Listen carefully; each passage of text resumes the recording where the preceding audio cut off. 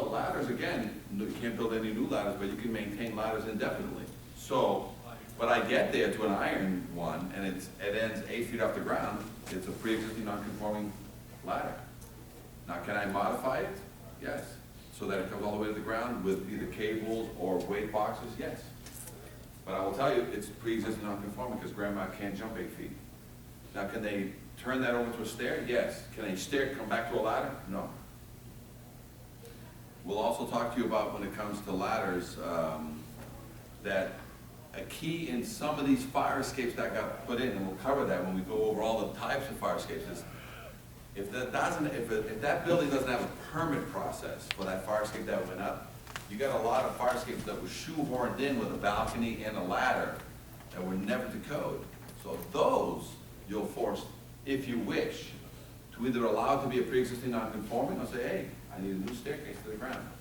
I don't want you out a window, I want you out a door. I don't want it 24 inches wide, I want it 36 inches wide, 7-Eleven. I want to bring my fridge up and down that rear stair. My problem is, I have two fire escapes anyway, and they're in a historical. Hysterical, I'll deal with hysterical today. Hysterical society also. Yeah. I just want to make sure my ducks are on the road before I. Here's, well, you can never have your ducks in a row with the hysterical society. You can only bring your shotgun. To reason with them, you know what I'm saying? But but here's the rule about hysterical people, committees, in regards to anything related to fire escape. I can take a mansion that is on the historical register and it needs a fire escape, and they say no, no, no, and I will say yes, yes, yes, because it's a matter of life safety. So I will throw you, I'll put it whatever I damn please. They love it when you take them away, you know what I'm saying, and provide the internal means. They love that, but that usually is not feasible for the real estate on the inside. So the hysterical people are, you can maintain things indefinitely, and we just covered this yesterday on a 22-story building, 2 days ago in Richmond, Virginia. That's where we were at teaching this class. They had a 22-story where the hysterical people says, you can't touch this fire escape on the front of the building. You can't have that in here. So, and they had already gutted the building and put in 2 staircases inside, so they really didn't need, as a developer, didn't need the outside fire escape. So what we told them is the norm, what you have to do to that is on the inside of the building, you have to block access to the fire escape. Because now it's an ornament on your building. The fire escape needs to be fully refurbished, not because you're going to use it, just so it doesn't fall off people's heads. Because now you're refurbishing the ornament. So it's a skinny stair, it doesn't matter, it's just an ornament.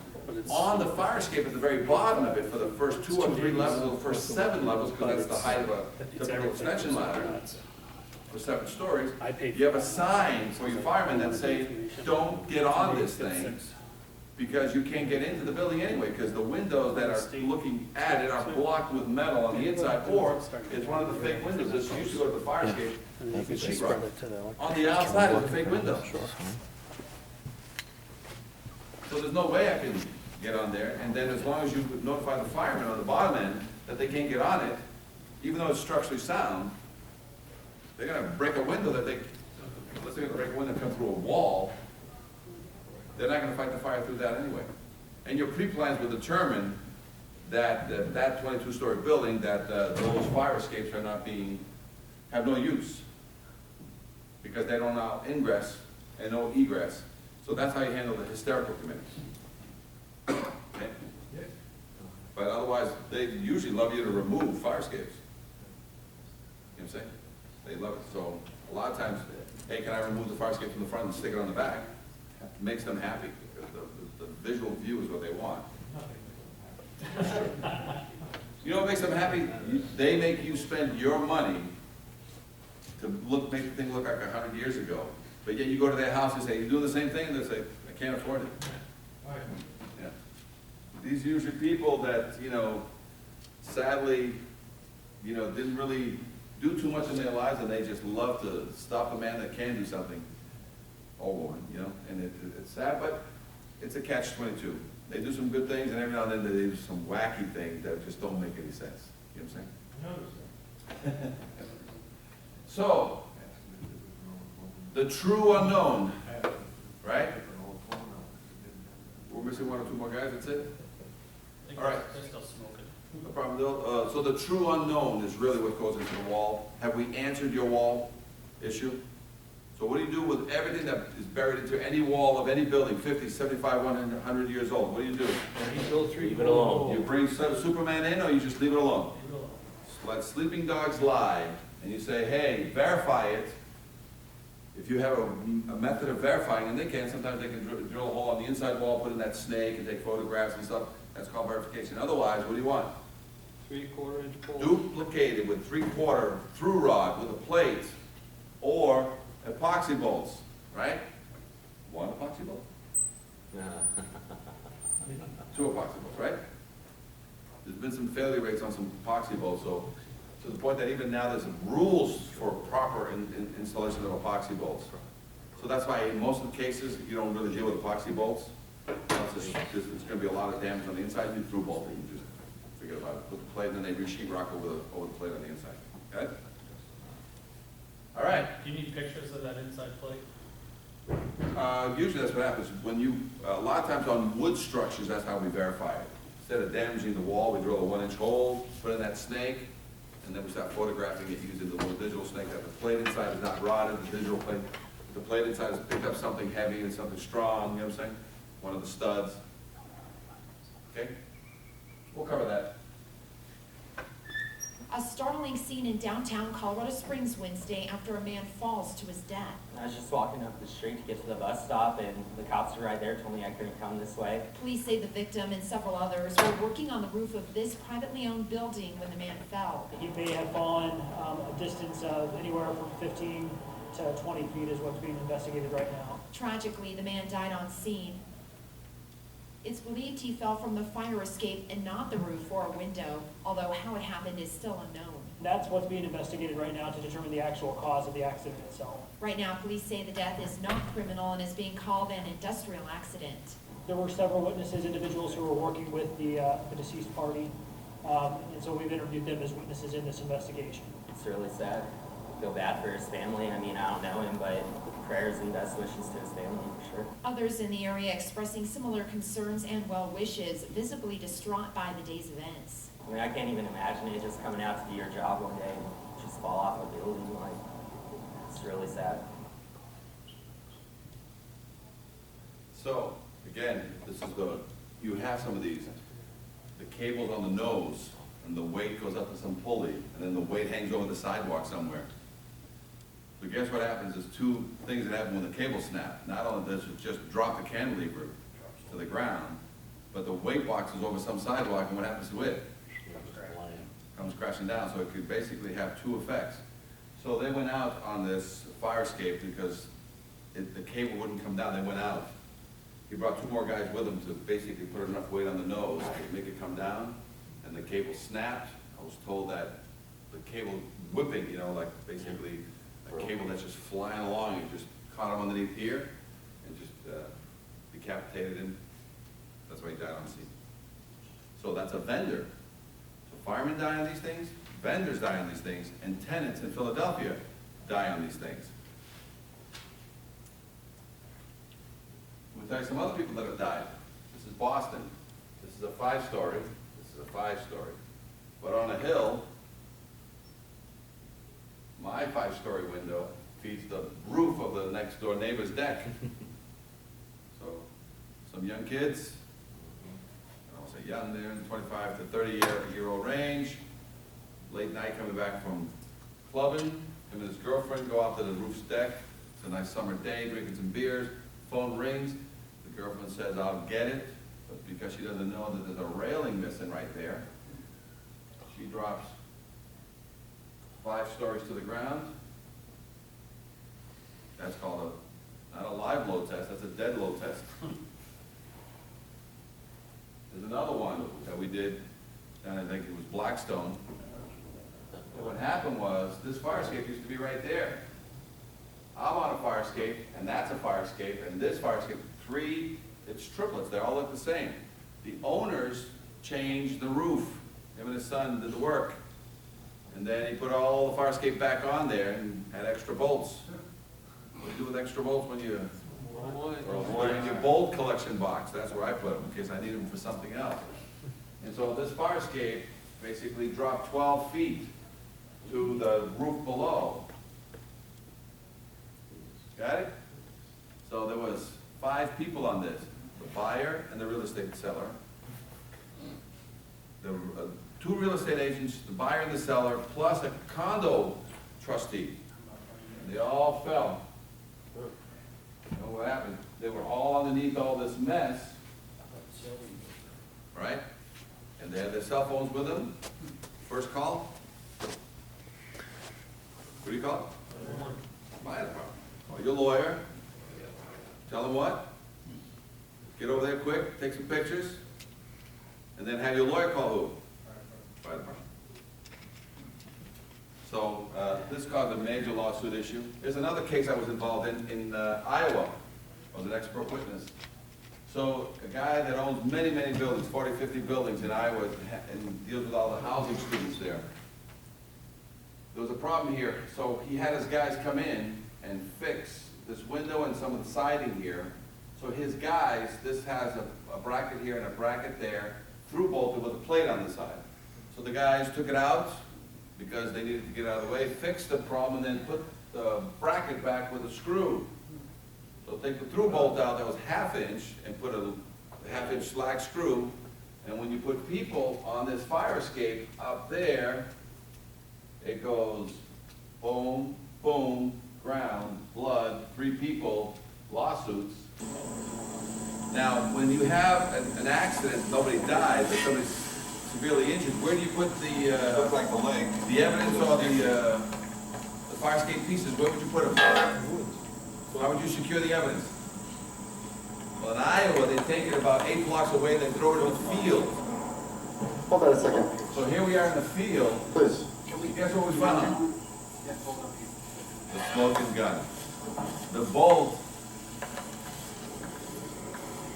was still there. As we investigated the pieces, we found the bolt and the bracket and why the thing failed. How did you find the pieces? They were thrown in the field. Oh, they told us. Oh, yeah. I said, did you put it in the garage somewhere so we can go and do the investigation? No, they said, oh, the owner owns some land down here. We threw it in the field over there. Might be down here. This was at the staircase, that one on the roof, and this was the little leg. I don't know where this comes from yet, but we'll still keep looking, but it looked like, actually, well, there's evidence that this, it had one there and it had one there, it looks like it's the same size. And as a matter of fact, there's probably a match. Same size of one we have. Washer. So what used to be through bolts now has So- black screws. But now, So this case settled pretty quick. this is indicating that this was out and exposed for it to rust. This is a galvanized, not even a galvanized, this is a zinc-plated bolt. And for it to rust here and not here is an indicator that water was getting to it. And it pulled out enough, it was pulling out enough, so there was evidence that it was pulling out already for this to rust and that not, because that was buried in the woods stayed away from the weather. So there was also evidence that it was already. So it was already pulling out of the wall with those kids I over think there it's that watched the fireworks on because July of the, 4th. That's the only reason they were there. They went up there to basically get a better view of the fireworks. 2 girls and a guy. Then they put it back. And they put it back, and they put the through bolts back in, but they were a little bit unsure of themselves, so they put a leg to the ground on pressure-treated sleepers or on the asphalt shingles. Right on the shingles. Right on the shingles, because that's how we do it over there. See these 2 legs over here? Those weren't there before. So they put 2 legs on that, on pressure-treated sleepers or on the asphalt shingles? On the shingles, that's how we do it over there. And in that corner, remember I was talking to you about there was a bracket that had a corner? So in that corner, there's a hole there for you to screw that corner back in because it turns the corner. I was able to go there and pick up the lower bracket, walk it out a couple feet, and then bring it back in. So was it properly reinstalled? No. So this quickly settled? But right now, 50 firefighters are people. taking down the ladders and rolling up the hoses. But earlier in the night, when they pulled up, there were flames coming out of the side of the building. Firefighters say it was one of the scarier moments because when you pull up to a building and you see children and mothers hanging out the side of the fire escape, smoke swirling around them. They said, that's scary, scary stuff. They got up there, they got the ladders up, and they said nobody got hurt. The fire escape, there was 3 or 4 people hanging off the fire escape. They couldn't get off. They were just on the fire escapes. I had people hanging in the fire escapes at the rear of the building, and on this side of the building, we had a bunch of people on that fire escape. Well, about 50 people were displaced inside this building. Our firefighters say there's good news tonight. It looks like everybody will be allowed to go back in, except the one unit where the fire was in. They said, that's good luck to them tonight. I'm Bob Wilson, on the scene of Bridgeport, News 8. Just hit the beat. So, 50 people were displaced, and they let them back in, why? Reset the clock, right? So, all the fire escapes held people. So when they arrived, was this a firefight, or was this a rescue mission? Rescue. So how much time did they waste trying to get all the people off the fire escape, including that little girl who must have been about 8 years old, on a ladder that wouldn't come down? So they had people trapped in the front, people trapped in the back, people trapped on the side. All they had was just one. This is a huge complex of apartments. We looked at this thing 6 months later. All the fire escapes were condemned. So what occurs? You know, sometimes the fire department basically doesn't have an answer. They didn't know about the scaffolding. So can they put everybody back in this building once they put up some scaffolding? Can they let these people back in the building if the fire escape is suspect? So scaffolding is your answer. So it's not just you're shutting things down. You're shutting things down when you have a solution, which is what? Providing other means. You can also have a fire watch. In some cases, you may say, you know what, I don't need scaffolding here. We're going to get this matter resolved pretty quick. But we do need a fire watch for the next 24 to 48 hours, full time, until the situation resolves itself pretty quickly. Can you do that? Yes.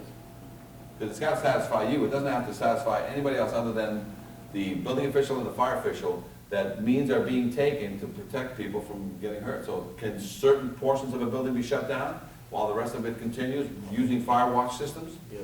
All up to you. Got it? So, but scaffolding is a catch-all.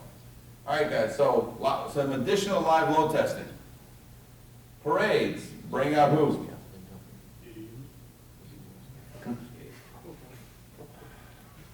EMS sometimes can't get to certain people, and this is the only way to get to certain people, through a window. Firefighters, when all hell breaks loose, what's the only thing they got left? That right there is a vendor. One of our vendors, one of the guys we work with, it's part of our network in Chicago, his father, I think he was 57 years old, fell 7 stories to his death, doing exactly that.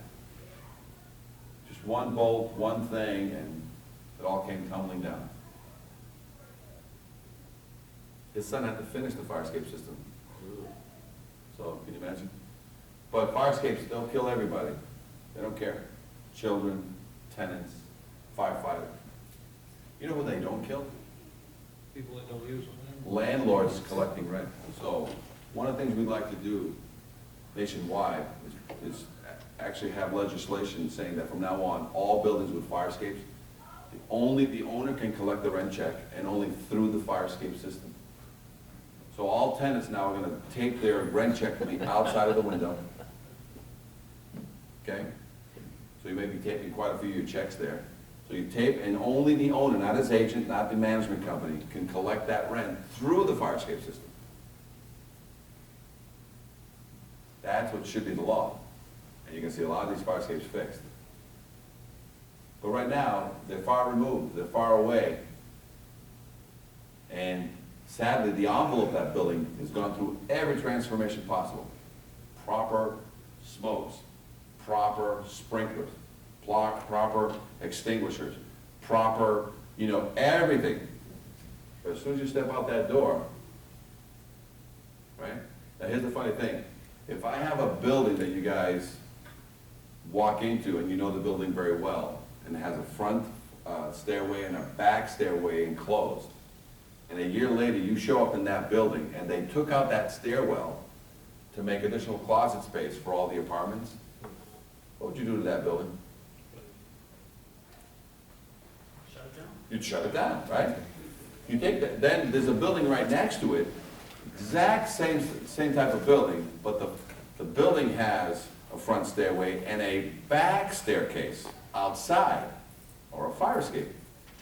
And you get there, and you find that the owners took out the stairs because they used to block the view of the lake.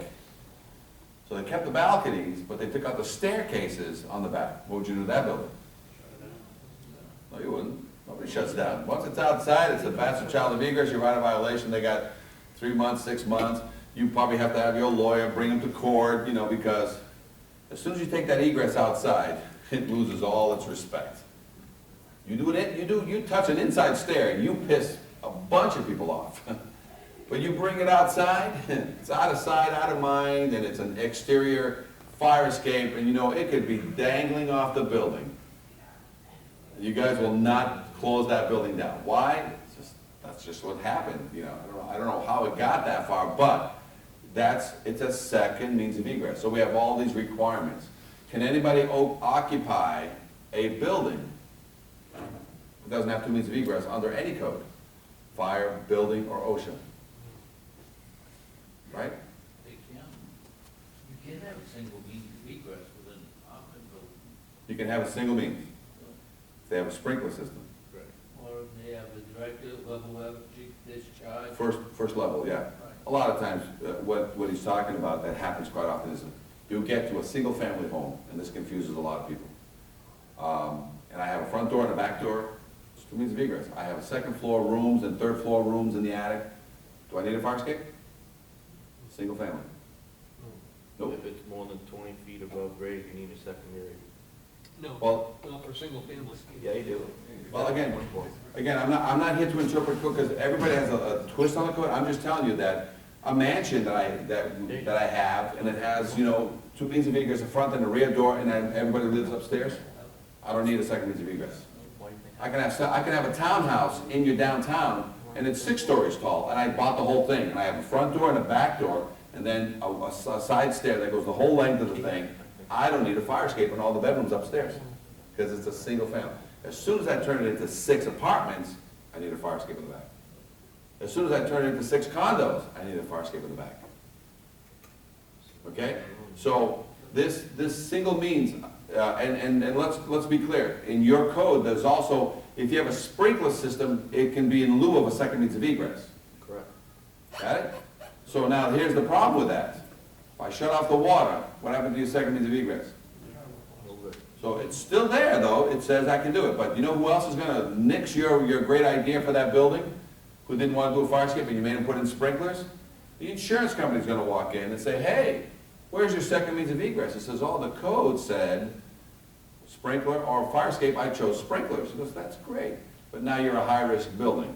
You're not $5,000 a year for insurance. You're $10,000 a year for insurance. Because you're in a high-risk category. They're like, but... Says, yeah, I know you met the code, but we want a second means of egress that water pressure is not a big concern. So you're in a high risk, so now either put up a fire escape to keep your current insurance at $5 grand, or we'll keep you, or actually just deny you and go get somebody else who handles high risk. Because even if we took you, we want 10, but normally the pool that covers is 15 grand. So that's another thing that triggers people, even after getting sprinkler systems from you guys, they still have to put a fire escape in.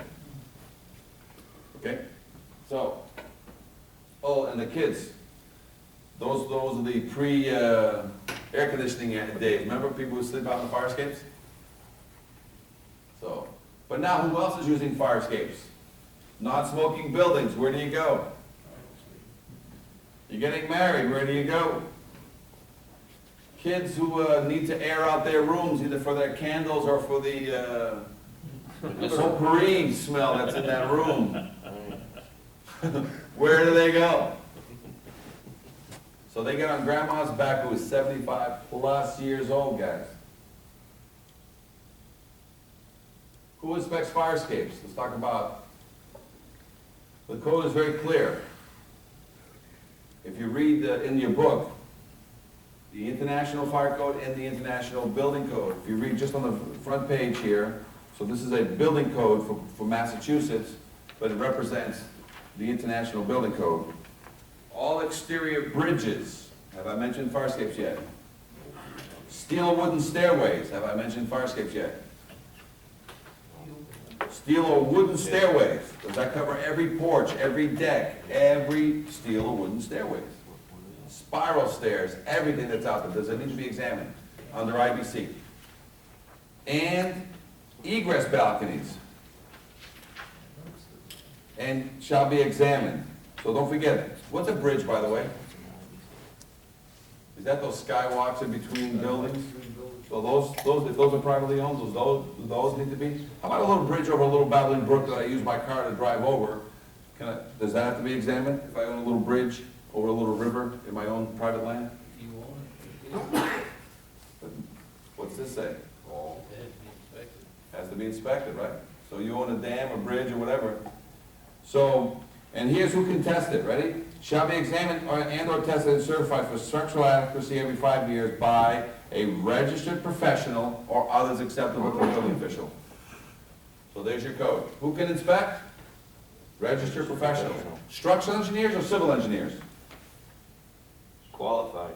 Qualified. So anybody that's registered can basically says, I'm going to do this. Can you deny him?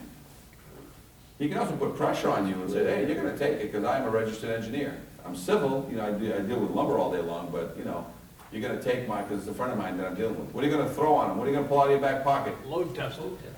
Right? So if he starts pushing his weight around, what do you pull out of your pocket? Now, every now and then, architects are going to step in. Now, these are, you know, you're going to get some landscape architects, design architects, you're going to get, you know, paint architects, you're going to get all kinds of crazy people showing up, and they want to look at this farscape for their friend and sign off on it. What do you pull out of your back pocket on that guy? You're also going to have city officials that everybody tells me is already said the farscape is good. So when your clients tell the design professional that the city official already looked at it, I just need a little sign off from you, what do we say? Load test it, right? Do city officials load test farscapes? I mean, do they examine farscapes? No. They write violations, but they don't examine farscapes, but sometimes that's what we hear from the people you just visited. They said, everything is fine here, just give me a certification on that. So when you say, it looks good to me, go get a cert on it, what do they tell us? That you said it was what? In compliance, it's good. It looks good to me, man, just go get a little piece of paper for me, which is an opinion letter. You accept opinion letters? With load test, or you accept other evidence of strength, which is a full refurb, and there is no load test. Farscape inspectors in Boston, the city of Boston, if you are in the ornamental field and you specialize in the farscape, you can sign. So I've been signing for over 15 years. Harvard University, MIT, farscape certificates. But now some cities don't accept it. Some cities do. And in California, they have the Reg 4. I paid $1,000 for my license. I'm a certified farscape tester. 2 licenses only. Do we need a national certification program? The answer is yes. We're going to try to put that together through the National Farscape Association. But that's down the road. We got bigger problems now. Now, who do you need to fix anything you got? Is there, if this building had a fire escape, is there a registered design professional within a mile of here? A mile of here. Can you find a registered design professional? Within 5 to 10 miles, I'm just using an example. Can you find somebody up here to look at a farscape for you? Yeah. Is there a repair vendor is there a welder or an iron worker within 10 miles of here? Yes. Is there a painting company that has a renovator's license within? Yes. So everybody you need Yes. so everybody's already there, they just don't know what the standards are. So we're just basically talking about the standards. And if you read the standards, in layman's terms, it says right there, Mr. Design Professional, read this if that's your duty. You're a repair vendor. In layman's terms, what I'm looking for as a city official. And in layman's terms, if you're going to paint this thing, in layman's terms, this is what, can you fudge and blue and gray any of this area? They always will, but it's written out for you.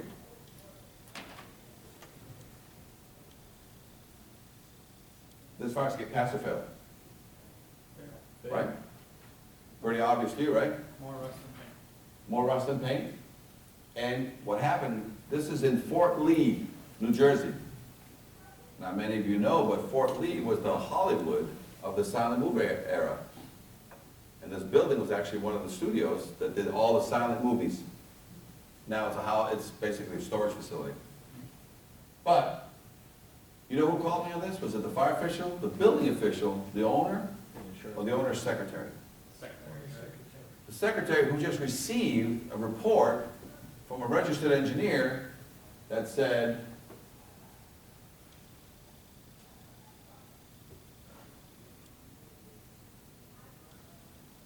this. Give me a single page. He said, fix 4 things, paint it, and to the best of my information, knowledge, and belief, I'll sign off on it. We went there, and that's the size of it. We condemned it. Look at all the red things. Red means, you know, dangling treads, falling treads, all the way to the roof. We hammer tested everything, and why?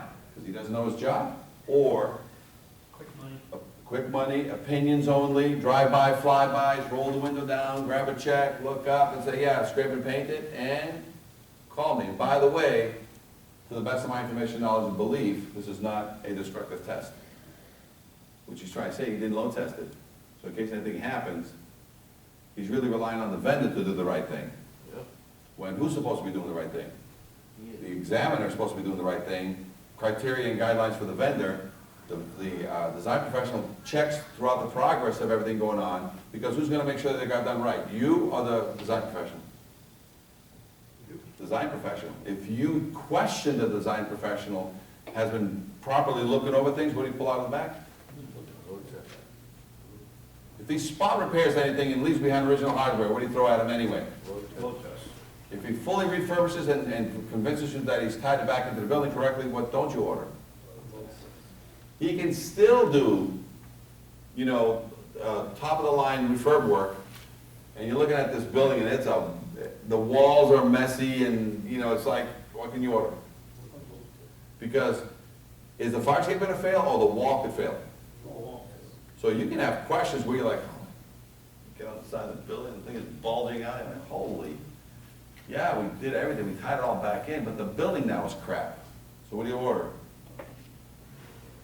Or a wall investigation, which has nothing to do with the fire escape other than it's a component that the fire escape is tying into. So it's an individual evaluation of the wall, and if that's not to your satisfaction, what are you going to order? A load test. Here's another building we did in Chicago. This has about 150 apartments. And every one of these fire escape systems, instead of having brackets underneath, it has the suspended brackets. And so it comes down, and then it turns, and then there's a nut, you know, that holds, so you're suspending it. I said, just paint it. I got an engineer's letter here, and he says everything is good, looks good, just paint it. And by the way, to the best of my information, knowledge, and belief. So let me just take a quick peek just to make sure it's safe. This is what I found. Those are the bolts that come from above and come down, and you know, with the nut on this. Are you aware of? I said that to the management company. I said that to everybody that wanted to hear. And what did they want to hear? They didn't want to hear from me. Get this guy out of here. Right? Did you walk up on that? I did. That's how I got these photos. That's what I think. Now, what if they call you on it and want to have a load testing? Who does that? Well, we'll show you a load test coming up. Okay. You can perform a load test, you know, under the direction of engineer's criteria. Load tests can be performed by a lot of professional people that are out there, contractors and whatever. Usually they want that to be load testing companies or testing companies themselves, so they're prepared for that. But we got a load test. I got a video to show you guys a load test. But that's a great question. Would I load test this? No. No. The owner says, I'll pay any money you want. No. You ain't got enough. You ain't got enough. I'll load test it after you refurb it. Well, and we've done that. We had a fire, and it's coming up. We actually have a fire escape that we refurbished in California, 10-story, and guess what the owner wanted? He still, I said, but you don't need one. But I have money I want to give you. Okay.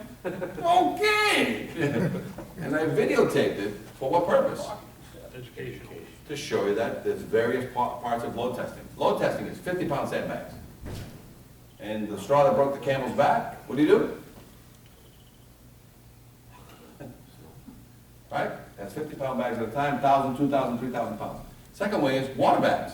Same thing, right? Put water bags down at 50 pounds apiece, or plates, right? A lot of times with the water bags, you fill water bags up above, and then you, through drainage, you just basically fill water bags. So it's, you know, the waterfall effect, right? And the last one is cables. You put the weight at the ground, you run cables through, and basically you lift the weight at the bottom an inch off the ground, so that all of a sudden it exerts 3,000 pounds. So I'll show you all three here. So can load testing be done? Do you know all three ways? Not yet. So if somebody says, oh, I can't find anybody to load test that I can't, you say, dude, I really never wanted a load test. What I want you to do is fix grandma and give her what? New bolts and new paint. But should you need a load test, believe me, just go online, type in Firescape load test, and what are they going to find? Videos. So it can be done. So, That's what I need, is that? this is a detention center for juveniles under 17. When you first walk up to it, any problems? Other than it needs a paint job? But because Firescapes rot from the inside out, you get up to a rusty Firescape. How long has it been rusting usually? 25 years. And it came from where? From outside in or inside out? Inside out. So by the time you get to see it this way and you go underneath now, what do you see? So if your sentence for pot possession didn't kill you, right? You could get maimed or disfigured or dead because of this. And this is if you are the one getting hurt. Well, how about the fireman running into this place trying to save people? How far you have to fall before you hurt yourself as a fireman?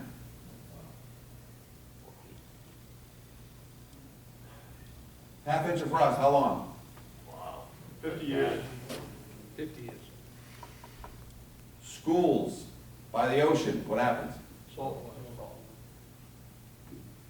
We do an examination. We have a little 3-pound hammer, and there's a ping pong test. When we go up a rusty fire escape that has rust in its connections, and we ping it, and it gives you a ring, how safe is it? You're good. You're good. Did it pass or fail? For the moment, it has. It failed because I can visibly see rust, but she passed, I can continue up on my journey. If I ping it and it gives me a pong, it pings on the left, but it pongs on the right, and I've got rust in the connection or not. What don't I have? Strength. I don't have strength.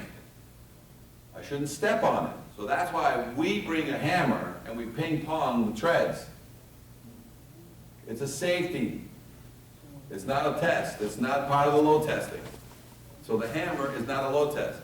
50-pound bags multiplied by 10, 20, 30 times, that's the load test for an hour. And when I have 1,000 pounds to put on something, I got to put 400 pounds or 40% of the load for about 10 to 15 minutes to 20 minutes, again, under the direction of an engineer that gives you criteria and guidelines. I take measurements before, during, and after. A lot of time wasted here. Once it hasn't done anything with 40% load, then I put what back on it? More bags.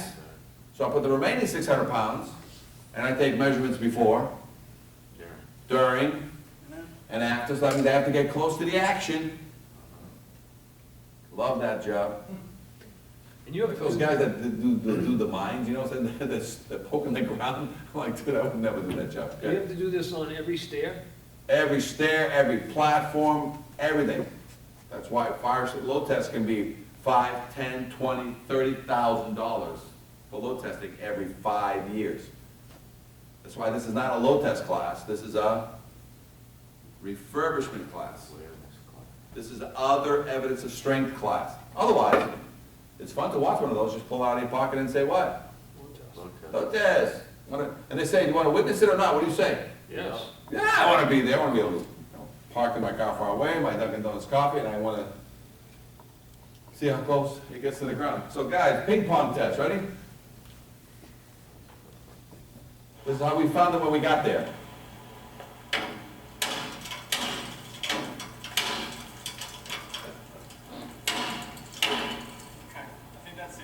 I think that's it. Stay down here so I don't get hurt. And what I'll do now is I have my red, highlighted in red, to say that this is an emergency life-threatening issue that the owner needs to take care of. Look at that tread up above. Yeah, that's no good. That's pretty good. Spray everywhere, where you can. This goes to your company, Yes. that's one of your guys. Yeah. So it's a niche market. So let's talk about companies. Who can do this? Okay, so a lot of people say, oh, you know, you got the market cornered. No, nobody wants to do this stuff. So I'm one of the few national companies. There is no fire escape companies in the nation right now. So I'm one of the only fire escape companies in the nation. So I only do fire escapes. But there's plenty of ironwork companies that do railings and window guards, and they'll also fix fire escapes. So within 10 miles, can you have somebody do this? I'm a fire escape inspector. I also have titled myself, like the trained engineers, a fire escape engineer. Am I a structural engineer? No, I'm a licensed and certified fire escape engineer. Okay, but I'm not a structural engineer. But I have plenty of design professionals on my staff nationwide to help me with any situation that comes across. So, as far as companies, there's plenty of companies to get any and all this work done. They just have to know what the rules are. And what are you learning today? What the rules are. So if anybody complains to you that there's some guy out of Boston that's trying to corner the market, what do you say? Get in. Listen guys, I'll tell you why it's $1 billion industry asleep on its side. Ready? Grab a clipboard. Grab a clipboard, right? Well, we're always looking for people, and believe that some of the fire inspectors and the building inspectors make great part-time jobs. But here's the thing you gotta look at. Here's why it's $1 billion industry. And the first ones to awaken it are right here. Because it was supposed to be awakened anyway, so that's the mistake that was made, that it just fell out of favor. It was outside. You guys did a great job on the envelope. Everything except the fire escape. But it's $1 billion industry for this reason. Is there 10 million buildings in the US? Is 10% of them at least 50, 75, or 100 years old? Yes. That only leaves 1 million buildings, guys, not too many more, not too many. Every one of those million buildings now by IFC 2000, it says that they must be examined every 5 years, right? Yeah. So there's an examination coming. So if you examine 1 million buildings and you only charge $100, what's that market worth? So 1 million times $100. I don't know. It's a 100 million market, so plenty of room for everybody.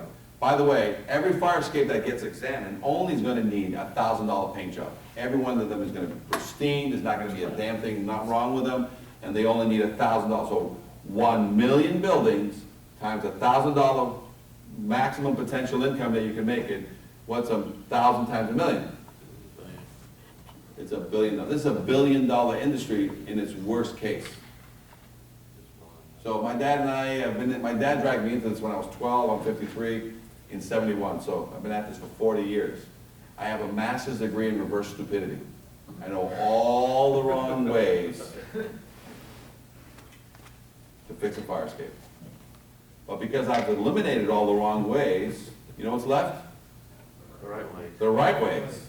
And so I share right now with you guys the right ways, and there's plenty of competitors out there that still want to do it the wrong way, Cheap. and you guys have all been deputized by the National Fire Escape Association to basically stop these people from basically hand grenading this country.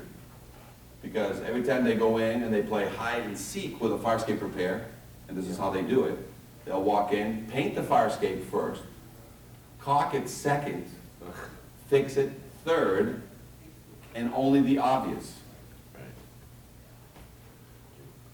So that's all you're stopping. So every one of these fire escapes that you basically haven't done correctly means anybody in the area can make money off of it. Competition will take care of itself as to who's right and who's wrong, but no matter what, you gotta do it and still keep your doors open. So it'll all work itself out. But the IFC 2012 saying that this is gonna happen every 5 years was the game changer to help everybody say the 5-year rule is now in effect, even if it's not part of your code. throw it into your local municipality or your local ordinances and make it happen. Standard. Okay?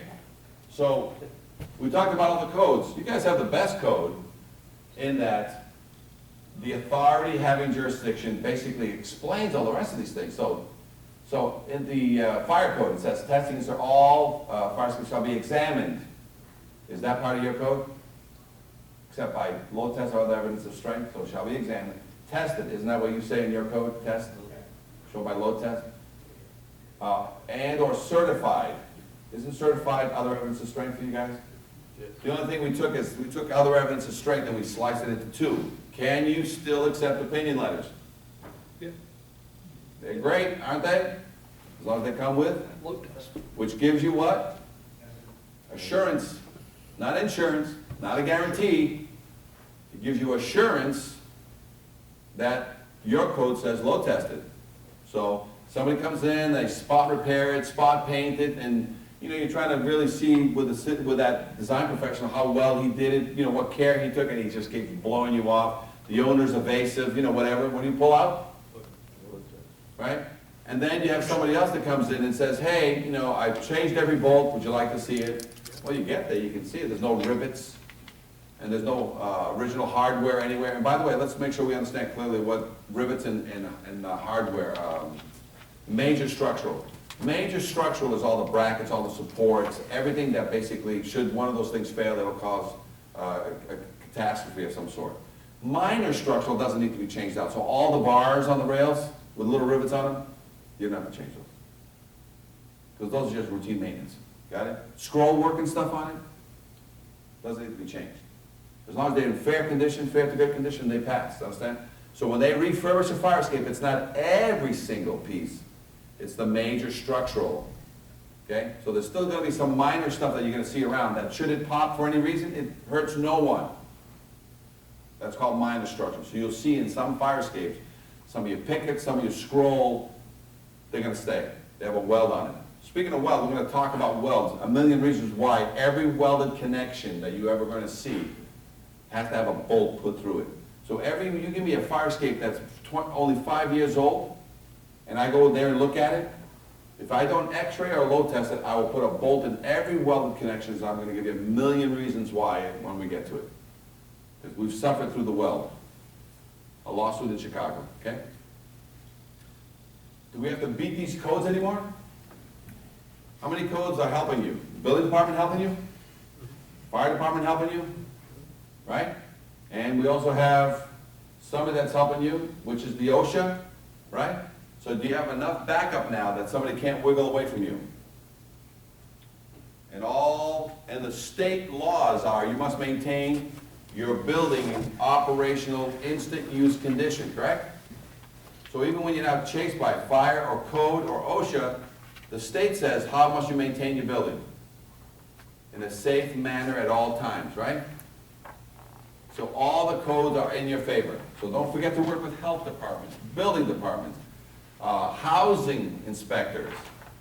Right now in Boston, a housing inspector will not let a Section 8 housing person move in until they have what attached to the rental, that guaranteed monthly rental certificate. So there's plenty. So here's the model. And if we have time today, towards the end of the day, we're going to look at some of the questions. Got it? So we'll send you this in PDF or Word form. You can modify it yourself. You can go to seattle.gov, which I recommend, portland.gov also. And what do they have on the fire prevention? Not only this confidence test, but a sprinkler confidence test, a smoke detector confidence test. So there's no shame in copying and pasting, guys. So some of the great ones out there are Portland, Oregon. They have a lot of confidence tests ready to go, downloadable, and they're all PDF and Word. Rate 4 has confidence tests ready to go out of LA. Seattle has confidence tests. Tacoma. These are all cities that have taken this course and basically over the past 3 to 5 years or more basically gone to the #1. The #1 system right now is Portland, Oregon. Okay? So here's a test, here's the tags, here's the questions. all the pertinent information. Now, of all cities, Tacoma came up with this one for us, right? You'll love this one, ready? Tacoma, and Lowell is one of our model cities, right, that we use down in Massachusetts, and they've adopted all these activities. But here's the best one. This is the yearly exam, not by a design professional and not by others acceptable to the building official. This is for the manager of the building, the owner of the building, the agent of the building. You guys, you know how you do a yearly on somebody's building? And you check, you do your interior walks, batteries, this, that, and things. And now you want to check the means of egress. You know who fills this out? The guy. The owner or the agent or somebody that they have come in. But here's the best for you, ready? 3 questions. Do all the bolts and supports look good to you? And he's going to say what? Pass. He's going to say, hey, the paint job, how's it looking? Good. He's going to say, oh, it passes. He's going to say all the moving parts and ladders and catwalks and stairs and windows are operable and functional. And what's he going to say? Yeah. So say, here it is. Here's the paper. He goes, no. I need you to fill this out after you perform something for me. And so he goes, what do you mean? He goes, well, what I want you to do on the yearly, because I'll walk inside, but then now I got to go outside. I'm going to go to the sidewalk of this fire escape. I need you to go upstairs to the roof, and I need you to go over the gooseneck, come down the stairs, and at every floor open and close either every window or every door to my fire escape. Come down all the way to the bottom of the fire escape, release the cantilever or the ladder, have it drop 2 to 3 feet per second, hit the ground and stay down, and then hand me what? So you have a 5-year with us, but what do you have on a yearly basis with the owners of the building? Self-policing. Right? So that means they may have to open a window in a room, crawl out the stupid thing. Do you or them? Yeah. Them, right? So if the window's sticking, what's that? So they're gonna go out, they're gonna come down, and and if they say to you, I ain't getting on that thing. Say, why not? What's the problem? Got it? So, Don't look at this one makes them walk it every year. The owner or their agent walks it every year. Can they hire us to go out there and walk this thing? Sure, yeah. Got it? But it's great because it'll give you an instantaneous sense of how things are. And this is a great one. You know what this one? When they have a ladder 10 feet off the ground. And it ends there. They're like, oh, I just need you to walk the system for me. And then jump 10 feet for me, please. Like, what? I said, it's good, right? Yeah. Okay. So get up there and just jump 8 feet for me. Just jump in that snowbank over there, break your fall. Well, the guy goes, I ain't doing that. I says, exactly. The code says all egresses must be to grade. That's just a mistake that nobody's ever caught until today. And I just need you to modify that. Either put in a sliding ladder that will get you to grade, put in a fold-out ladder that will get you to grade, or take that ladder out and make a staircase to grade, either with a cantilever or a full set of stairs with a cage in case you're worried about people breaking in. Because that's one of the reasons why they eliminated a lot of these stairs, because people are breaking in. So when you put a sliding ladder or a cantilever or a fold-out, it still stops people from breaking in. Got it? When you go to Oregon, and you go to fire escape issues, Oregon, right there. This is the entire system. So if you want to sort of read up, they go and tell you what paint to use, load testing criteria. They got all kinds of stuff. How you're supposed to clean it. There's only one problem. Every now and then you catch them on a few things. And the cleaning includes sandblasting, which then takes it into what? Right, with the lead paint issue. As soon as you sandblast it, what happens? It goes everywhere. You need to encapsulate, negative vacuum, and basically by the time you're done with the sandblasting, guys, you can buy 2 fire escapes, brand new. Which, by the way, 20 years from now, with all these lead issues, all these fire escapes that we're certifying today, what are you going to have to do in 10, 20 years from now? Replace them. Why? Because the lead that's on them is going to be so hazardous, or they're going to keep changing the rules on it, that by the time I get there, what do I have to do to the fire escape to avoid just even the lead issue on them? And sending them to Utah to some place where I have to put, because right now, if you ever, anybody ever taken one of the renovators classes? You have to take whatever the thing is, wrap it in plastic, because some containers, you can't just throw a tread in the thing anymore. No, you have to wrap this thing in plastic, you know, duct tape it closed, put it into a container that's covered. It gets insane. So you're gonna get situations in the future, in the next 10 to 20 years, you're looking, hey, yeah, I can fix this fire escape for about 40 grand. For 41,000, I'll replace it. Because it's just easier, you know what I'm saying? Because it's just gonna be so restrictive in what you can do, and these things are just rotting all the time. And you were saying that you can't weld them, right? Can't weld on, can you burn? Who took the renovators class? Can you bring flame to a piece of lead? No. What does a welding rod do? Isn't it a flame? So can I weld on a fire escape? This is their inspection, confidence test. You look at these 22 questions, you look at our 22 questions. So we developed the first one that actually started in Seattle. And then everybody that we've taught classes to either created their own or copied, it didn't matter, it's the same 22 questions. There's a general question, and then there's structural questions, yes, no. Any opinions here? Tagging. Seattle is the only one doing the 3 tagging system. Portland does tagging also now. Tacoma does some tagging also. So every state, but this tagging, just like you tag an elevator, is one of the greatest ideas in the world, isn't it? Okay? Seattle, they want it to be 17 inches wide, 11 inches tall on 1/8 vinyl product that you can only get from Staples or some printing company.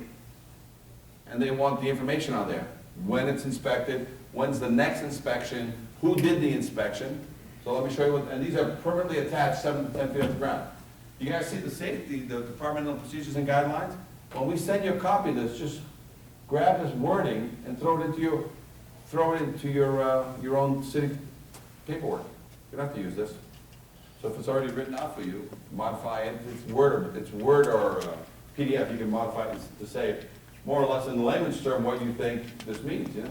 But the tags are great because these are 8.5 by 11s. So we'll provide these to you so that you'll have your city information here, and then whoever's a vendor in your city will provide their own information over here. So when you guys are popping out yellow tags or red tags, because you guys will never pop a white one on. You guys are doing yellows and reds, it's just a warning sign. It's a tag, you just tagged it because it tells the client what to do. You know, call the city official, have it inspected, have it repaired and tested, right? So, but when you put these out with your city name on it, right? Now these fire escapes have a tag on them, and they're either on the fire escape or permanently nailed to the building, you know, somewhere that anybody running down an alleyway will be able to see it. So let's see what kind of view that looks like. This is an 11 by 17 tag.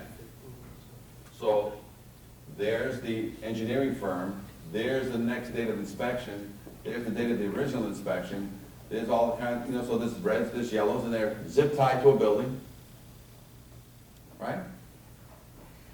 And here's what it looks like running down that. This is a Seattle alleyway. Okay, can you see that? And even if you guys can't read, you know, your firemen can't read, when they get it, it's white, their pre-plans tell them what? Good to go. Good to go. If it's got yellow or a red, what do? Stay off of it. And while you're dealing with yellows in repair, 3, 6, 9 months, what do you do with reds? Shut them down. Or scaffolding, and they can leave it mothballed as long as they want, because what do you got? You've got a fire escape that used to be red that you've just taken off the city books as what? As a life safety concern. So who's going to be busy first? Ironwork companies or scaffolding companies? Scaffolding. Right? So now this is an 8.5 by 11. There's plenty of room for the companies to put their names. Plenty of room for licenses and everything else. Do you know when the next due date is? So do you have to go back to the city to find out when the next certification is? As a city official. How about as an owner, not an owner, but somebody who's renting the property, a tenant? I'm looking at, in the elevator, if the elevator's out of date, who do I call? If I'm outside and I look outside my window, I see that the fire escape is out of date, who do I call? The owner or the city? Because the owner ain't gonna do anything about it, right? So a lot of times, this will hold up rents. If everybody knows what's supposed to be certified, right? So are we starting a certification program or a tagging program in your cities? Tagging, right? And you want to use what guys to sort of get the word out on where these fire escapes are at? Pre-planning? Who do you want to use? Trainees and rookies? So you got all these firefighters that are training, that are going down and doing all kinds of runs in cities anyway, primarily in the downtown. So what do you want to hand these guys so that they already can start getting comfortable with the fire escapes that they're going to be fighting from? So what are you making them do? Be part of the next 3 to 5 years. What are they doing by going out for you? These 150 or 200 guys that are part of a training program every year. What do? It's called fire escape spotting. So they go down these alleyways. They all have the plastic yellows and reds. And what do? With their command or their battalion chief or whoever, and they're just walking down as a group of 5 or 10, and they're going down. Oh, there's another fire escape there. Can't get in the yard. What do? They tag it at the fence, right? Anywhere near the thing, they tag it, and they just, but otherwise they walk up to it and say, oh, I don't see any dangling treads, chief. Okay, then just put a yellow on this one. Yellow. Because it's part of pre-planning, right? Because they were told before, in case of fire, don't use the... So now, they're part of the program to basically get this thing back online, and it starts with the first tag. That's all. So now when they come running down that alleyway 6 months later, and all these tags have been thrown in and out, and they're looking at yellows and reds, and they get to a fire and it's got a red tag on it, because it was dangling treads, does anybody have to tell them? Or were they part of this program? So you've got some free labor there to basically, get some of these tags out. I want to get to this. What time is it?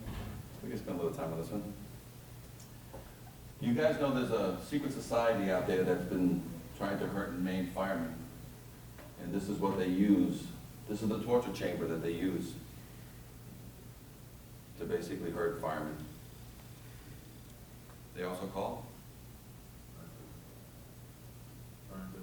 burn buildings. How many burn buildings there are in the United States that all of them have fire escapes on the outside? Now this is one in, I believe it's Watertown, Massachusetts. Had their ping pong test. And my ping pong test knocked all those treads down that day. My ping pong test, I also went inside, and you guys know how you like to smoke up the place, throw hay in there and fill it with water. What do you think water does to the inside staircase? So what is that?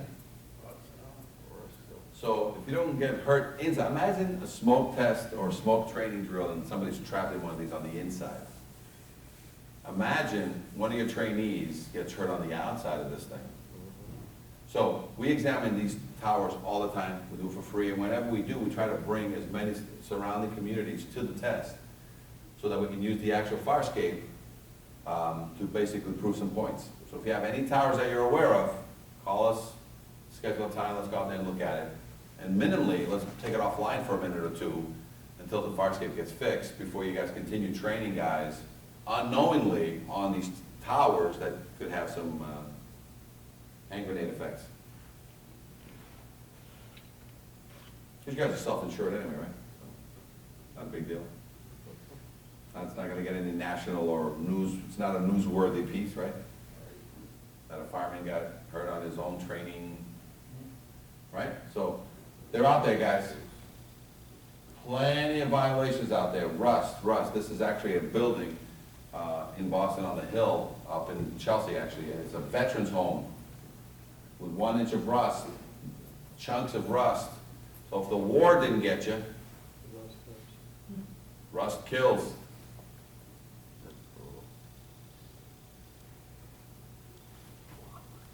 Moving trucks, trash trucks. What happens here? Are they watching? Are they looking? Blind us. When this happens, what do you need to let this building continue being in operation? Scaffolding. So they would come in and scaffold something on the back side of this so they can negate this. They would scaffold to that back end over here and negate this, Stabilize it, negate it. Got it? So your answer is still the same, scaffolding. You get to any residential property, there's a problem, scaffolding. Commercial property, scaffolding. School, hospital, you name the situation. They're supposed to have a means of egress to the ground. That is scaffolding. Is it a permanent fix? Nope. But is it a temporary fix so everybody can take a deep breath? Because you've been ignoring it for 15 years, why can't they? You dropped the ball, why can't they? So the in-between right there is gonna be scaffold. Say, listen, I'm not here to shut things down, you need to keep the machine running. Yes? You have to tie the scaffolding to the building? The scaffolding company is a license and, so nobody's gonna go to Home Depot and rent out their own scaffolding and do this. They're gonna have to put in a staircase that's approved staircase, not a construction staircase, those little skinny things that have no real, they'll put in a real staircase, and depending on the size of the building, they'll either do a 7-11, 36 inches wide, or they'll do 24, 8 and 8 rise and run, but it'll be a viable stair with rails, with blocks, with blocking and everything, and all of a sudden it'll tie into a window. You'll pick up anything that you're okay with and that you're satisfied with. So it's not me, it's not the scaffolding company, it's you saying, am I okay with this? And then you mothball the thing, and that mothball starts by blocking the interior door that usually go to the fire escape, and then the outside is gonna get all kinds of caution tape, and actually, in some cases, the same wood guys that do the wood, blocking of windows, they'll block the whole bottom with plywood 8 feet tall, so that you can't even get on it. Now you can say, hey, mothball, I think as long as you That has to want. be certified how? I'll be pissed, but, go ahead. That has to be certified how often? The scaffolding? Oh, you don't, normally, you're just letting it ride for 3 to 6 months, 1 to 3 months. That's you being kind. You don't have to offer that. But don't they have to, The scaffolding. daily, right? Competent person has to look at the scaffolding on a daily basis? Good point. I think To me, it's your call, but I think probably yeah. the scaffolding company would have to come in, because don't forget, it's not to be used on a daily basis.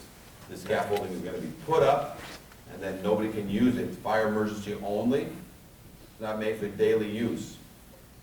That's what a fire escape is. It's not made for daily use. So it's a one-time emergency use only, and most likely you will ask the scaffolding company to come in and certify it every 30 days. But you're not doing this as a long-term solution. You're saying, hey, I'm gonna buy you some time, but within the next 30 days, we will have a permanent solution for the scaffolding.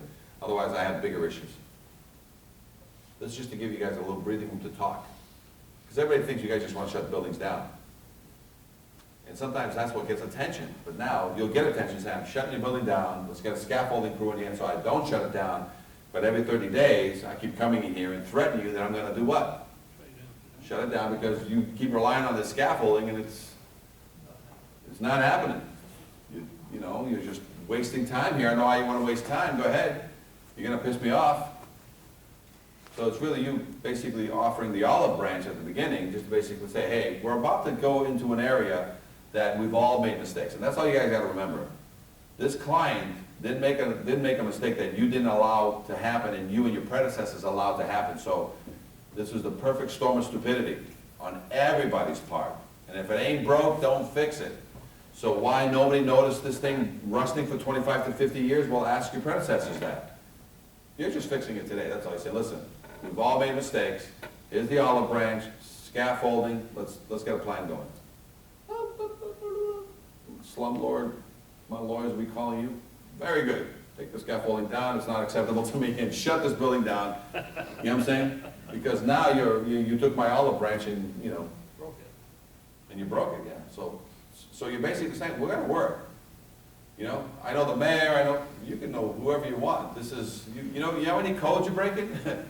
First of all, you know how many people here pay rent to you that are employees?